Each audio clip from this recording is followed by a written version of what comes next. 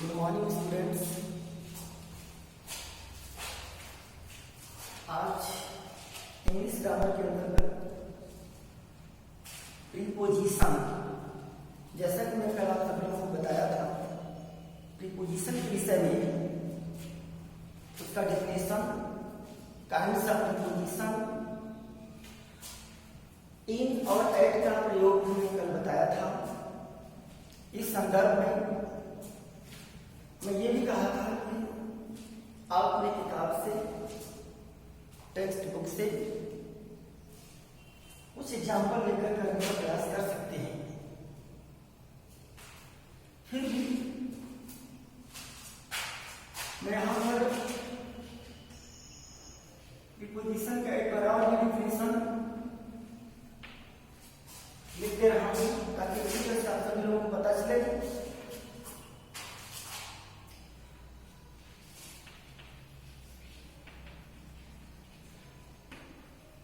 Definition.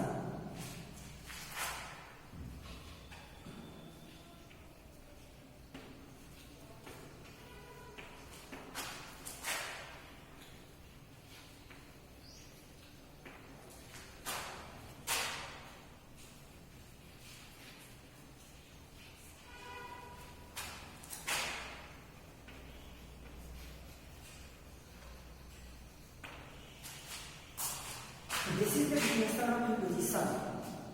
Preposition is word which used before noun or pronoun. Preposition वह शब्द होता है जो किसी नाउन या प्रोनाउन के पहले प्रयुक्त किया जाता है।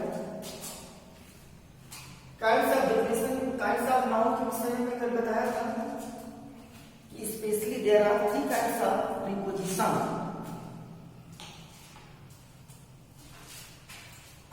First, simple preposition.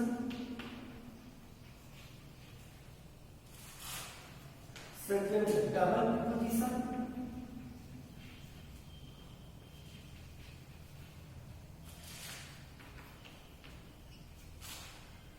Third, phrase preposition.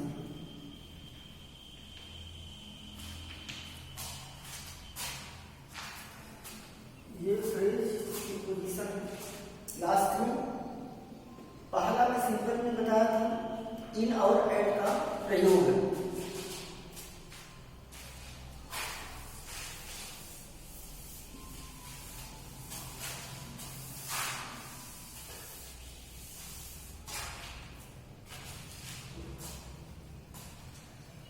It, इन के बाद हम आते हैं ऑन। ऑन का अर्थ होता है ऊपर। इसका प्रयोग हम वहां करते हैं जब कोई वस्तु किसी दूसरी वस्तु के ऊपर स्थित हो। इस संदर्भ में हम ऑन का प्रयोग करते हैं। Example, put this book on the table. अब एग्जाम्पल पर put this book on my table. यहां पर हमने ऑन का प्रयोग किया है क्योंकि बुक को टेबल के ऊपर रखने की बात कही जा रही है, इसलिए put this book on my table. इस पुस्तक को मेरे टेबल पर रख दीजिए। तो टेबल के ऊपर ये बता रहा है कि कोई भी चीज या कोई भी वस्तु जब किसी दूसरे वस्तु के ऊपर रखी जाए या पहले से वहां पर स्थित हो, उस संदर्भ में हम यहां पर ऑन का प्रयोग करते हैं। सेकेंड एग्जाम्पल लेते हैं, आई saw a boy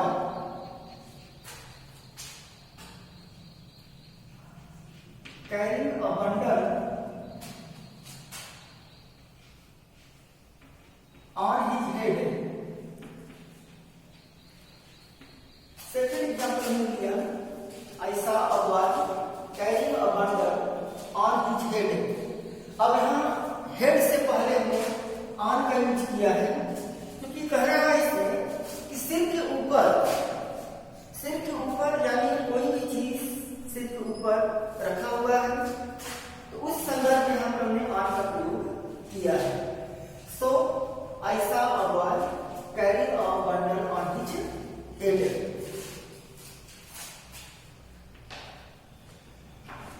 He saw a watch on the desk. He saw a watch on the desk.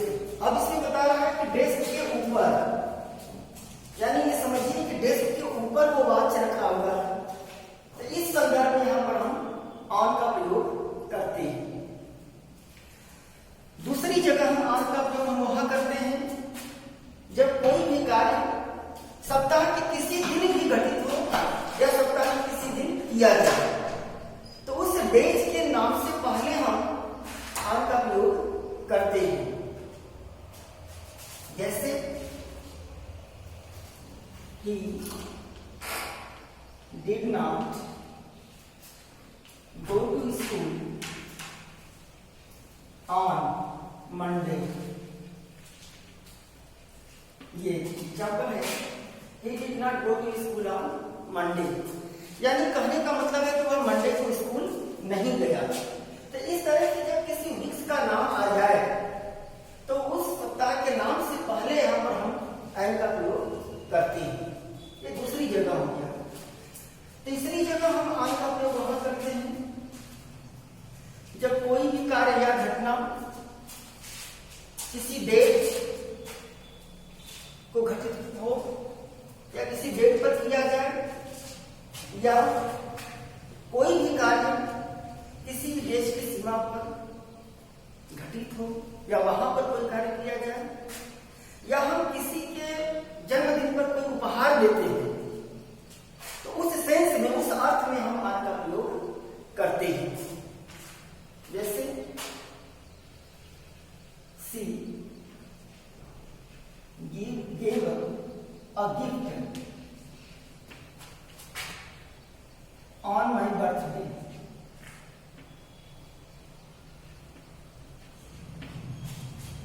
She gave a gift on my birthday.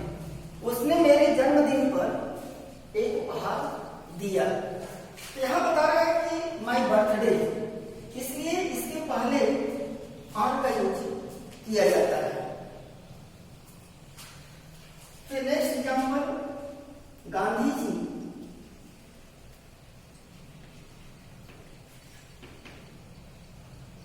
was born on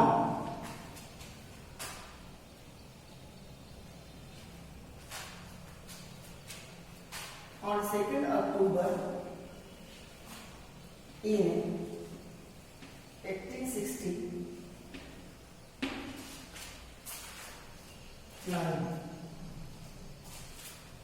Mahatma Gandhi was born on 2nd October in 1869.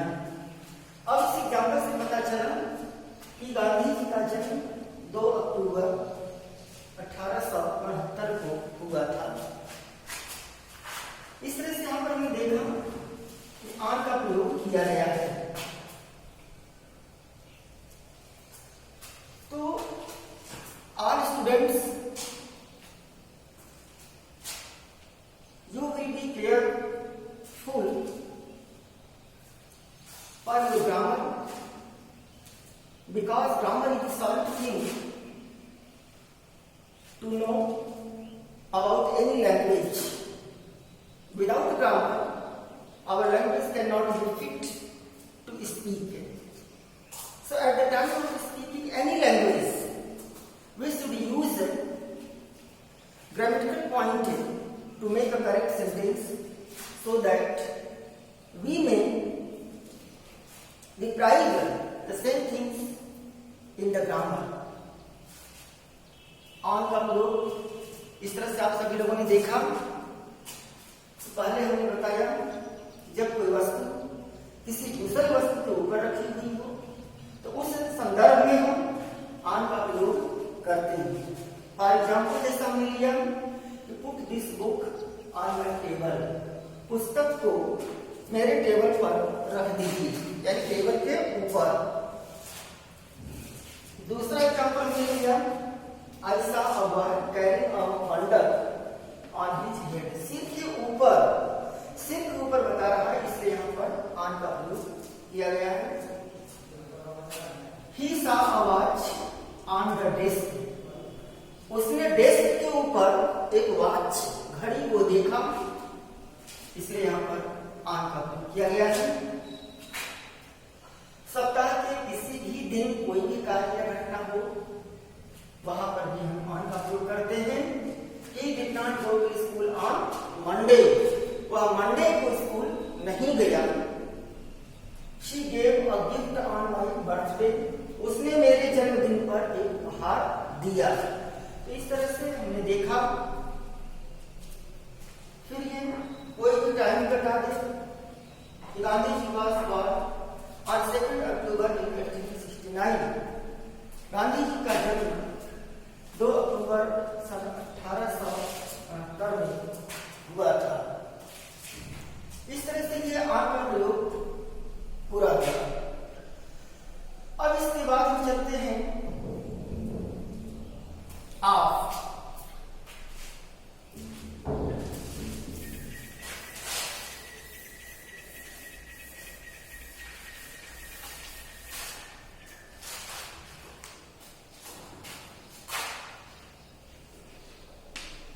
Of का अर्थ होता है काम या की।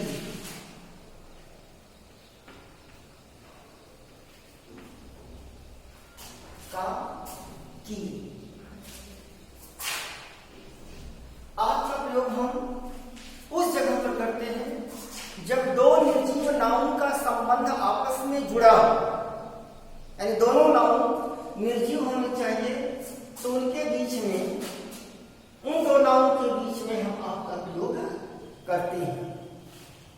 For example,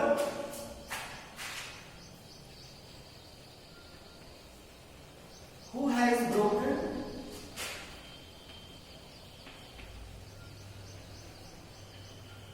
the door of house?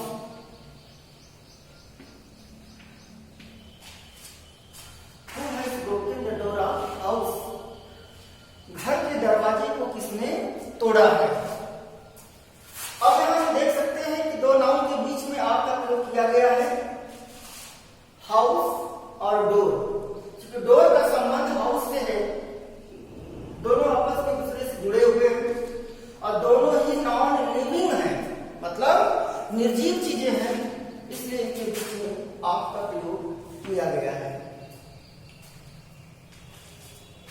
दूसरी जगह of का प्रयोग हम वहां करते हैं जब विशेष रूप से किसी भी सेंटेंस में मेन वर्ग के रूप में made, found, tired, afraid, proud, care। ये ऐसे वर्ड हैं जिनके तुरंत बाद हम ऑफ का प्रयोग करते हैं। फॉर एग्जाम्पल के रूप में हम देख सकते हैं,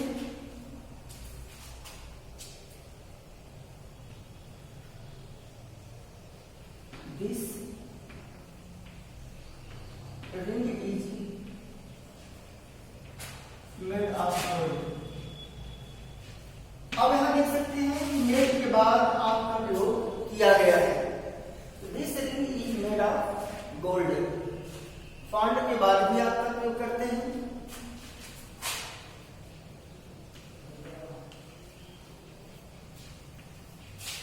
She is fond of reading a story book। दूसरा एग्जाम्पल हमने लिया, She is fond of reading a story book।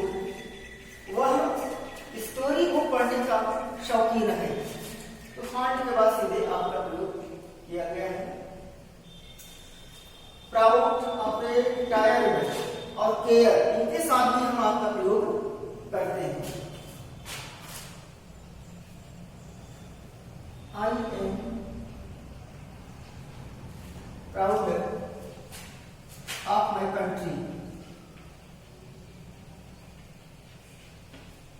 I am proud of my country, मुझे अपने देश पर गर्व है।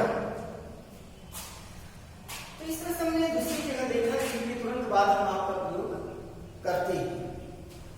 तीसरी जगह आपका प्रयोग वहां पर करते हैं जब किसी बीमारी से किसी की मृत्यु हो जाए, तो उस बीमारी के नाम से पहले आपका प्रयोग किया जाता है। For example,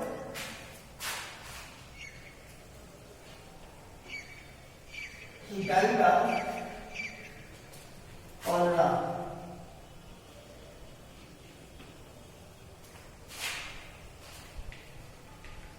His mother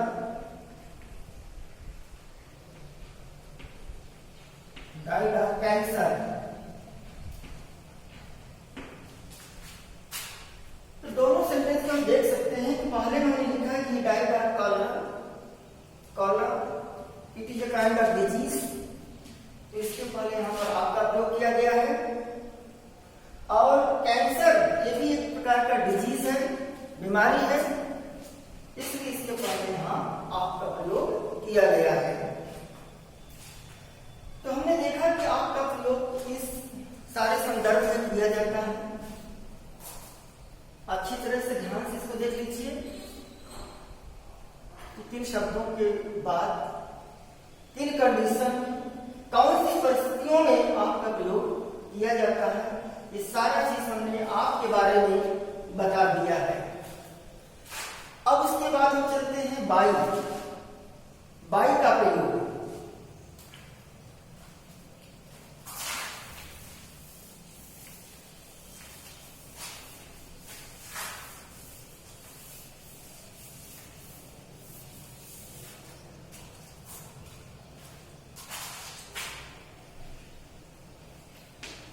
by का अर्थ से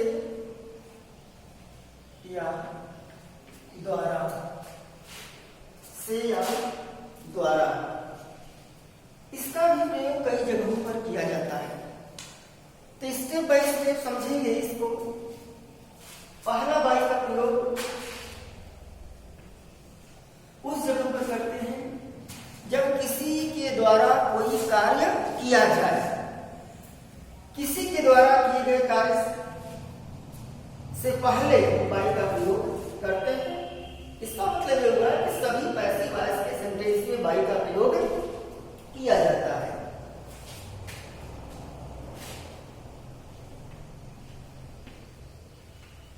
A lion was shot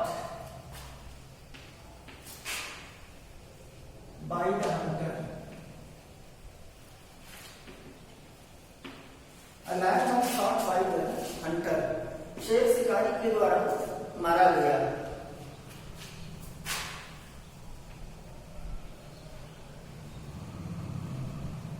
A book is being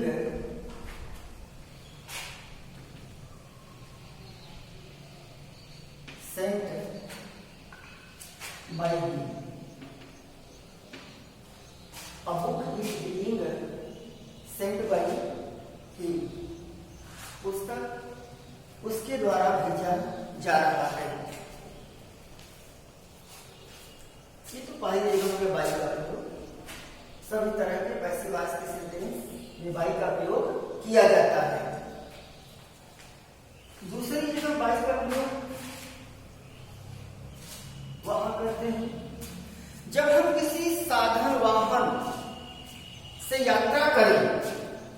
तो किसी साधन या वाहन से यात्रा करने के लिए हम बाई का प्रयोग करते हैं, जैसे ट्रेन, साइकिल, मोटरसाइकिल, बस, स्कूटर, एरोप्लेन। यदि इन सब वाहन साधनों से यात्रा करते हैं तो इनके पहले हम बाई का प्रयोग करते हैं।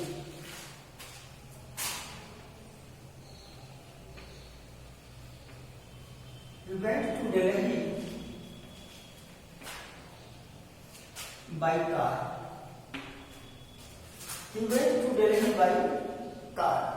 वह कार से दिल्ली गया। अब यहाँ कार के पहले बाई का प्रयोग किया गया है।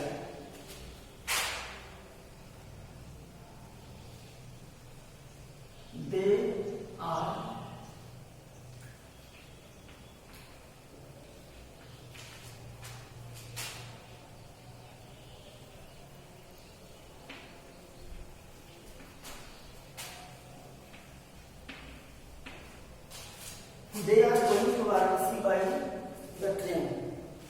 वे ट्रेन से वाराणसी जा रहे हैं। लेकिन जब पैदल चलने की बात हो तो वहां पर बाई का प्रयोग नहीं करते हैं, बल्कि वहां ऑन का प्रयोग करते हैं, ऑन फुट। जैसे शी गोज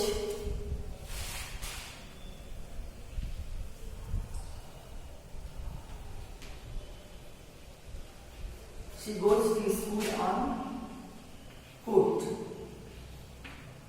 और पैदल स्कूल जाती है। तो पैदल जाने के लिए बाइक का प्रयोग नहीं करेंगे, बल्कि उसके स्थान पर हमें ऑन का प्रयोग करना होता है, ऑन फुट, पैदल चलना।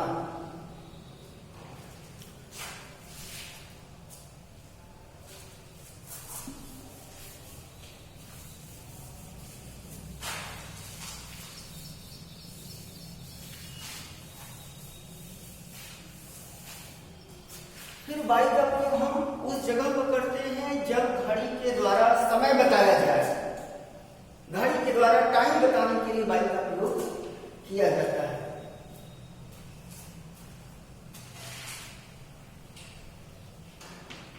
What is time?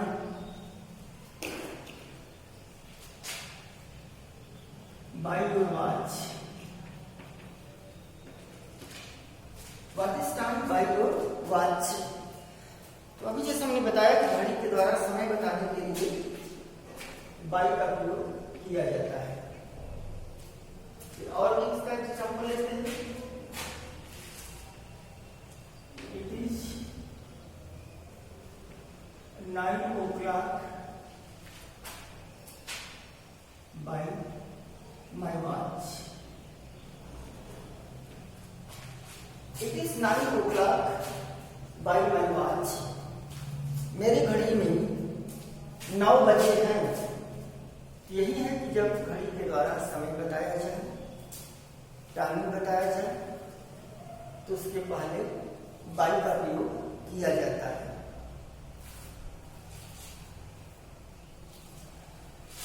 Last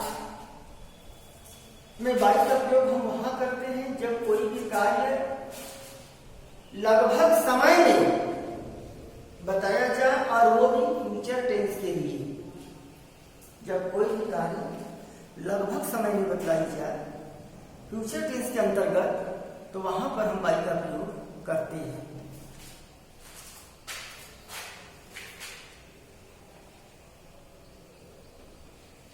He will do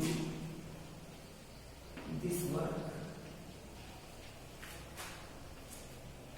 by 3 o'clock. He will do this work by 3 o'clock. कहने का मतलब कि वह इस कार्य को लगभग 3 बजे तक कर लेगा। मतलब ये हुआ कि वह इस कार्य को लगभग 3 बजे तक कर लेगा। इसलिए यहाँ पर बाय 3 o'clock का प्रयोग हमने किया है। स्पेशली यही समझ लीजिए कि बाय का प्रयोग फ्यूचर टेंस में लगभग समय बताने के लिए किया जाता है। तो he will do this work by 3 o'clock। वह 3 बजे, लगभग 3 बजे तक यह कार्य कर लेगा। तो इस तरह से बाय का प्रयोग आप लोगों ने देखा 3-4 जगहों पर किया जाता है। फिर से एक बार मैं रिपीट कर दे रहा हूँ बाय का प्रयोग, क्योंकि कंपटीशन में भी इस तरह के प्रश्न आते हैं। तो इस सबको ध्यान देने की जरूरत है। बहुत ही केयरफुली हमें इस सारी चीजों को समझना है। तो जैसा कि पहले हमने बताया कि बाय का प्रयोग सभी तरह के पैसिव वॉइस के सेंटेंस में किया जाता है। दूसरी जगह बाय का प्रयोग वहां करते हैं जब हम किसी साधन वाहन से यात्रा करते हैं, यात्रा कर रहे हैं, तो उसके पहले बाय का प्रयोग किया जाता है। और बाय का प्रयोग वहां भी करते हैं जब किसी घड़ी के द्वारा टाइम बताया जाए, तो वहां पर बाय का प्रयोग किया जाता है। और लास्ट में हमने बताया कि बाय का प्रयोग वहां भी किया जाता है जब कोई भी कार्य लगभग समय में किया जाए या लगभग समय में बताया जाए। तो इस तरह से जब बाय का प्रयोग कंप्लीट हो गया। मैं समझता हूं कि आप सभी लोगों को ये जरूर समझ में आया होगा। और अपने टेक्स्ट बुक से कुछ एग्जाम्पल भी इस तरह का कर सकते हैं।